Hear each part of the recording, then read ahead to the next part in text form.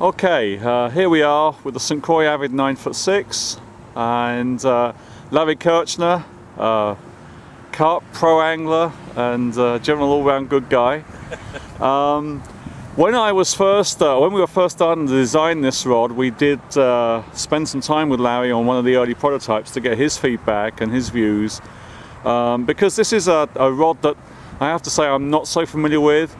From a 9'6" rod perspective, I spent some time working with the heavy salmon rods, and this is a completely different ball game, completely different rod to the heavy salmon rods. So I'm going to hand over to Larry to just do a couple of casts and tell us what he thinks of it.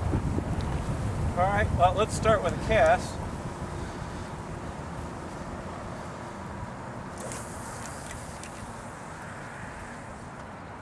Probably about 80 yards.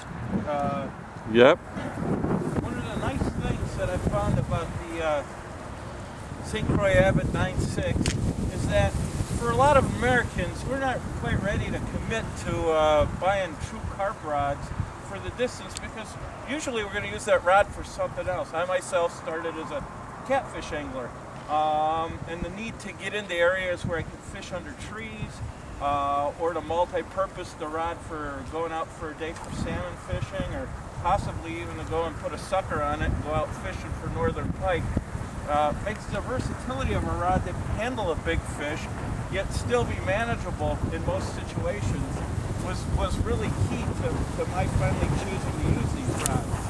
And the nice thing is even an inexperienced guy can get some real distance with it without having to, you have to excuse me, a lot of weeds in this lake, without having to really be all that good at casting.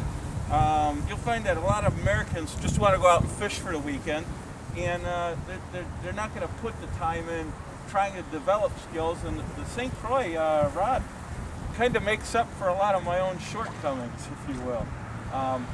Just like the 12-footer, it's got a nice multi-taper to it, but close up, especially for guys in the U.S. who are usually using real heavy nets, it'll give you the ability to get in close for netting a fish, which you wouldn't be able to do with you know, a typical musky net or a typical American net, which is going to be as heavy as 15 pounds. Yeah.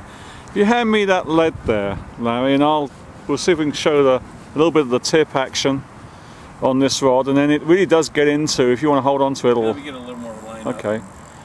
And one of the differences between this rod and the 12-foot, the 12-foot is a real tournament rod and it's got a stiffish butt for casting, whereas this guy does bend right the way through. And if you, Larry, you just give me a little bit more on that. There you go. It's got a lot of power down deep into the butt. You can't lock the rod up, it will really hold big fish hard, but it's also got enough finesse to cast relatively light baits and just really be a good general all-purpose rod. And that was another cast in the 80-yard range. This rod I think is primarily for fishing into that sort of range, whereas the 12-foot Avid will go from 0 right up to as far as any good angler can cast, certainly in the 120 yards if they want to, or maybe even slightly beyond. This rod is again in the test curve rating, although it's an IPC, integrated polycurve mandrel. It has a multiple sets of tapers, but it test curves out around about 214 to 3 pound. But as you start to pull down the rod with a big fish close in, you can really give them the butt and put about 8 to 9 pounds of pressure on the fish. You didn't want this back, right? And apparently I'm not going to get it back. Thanks, Larry. No problem. Thanks for the rod.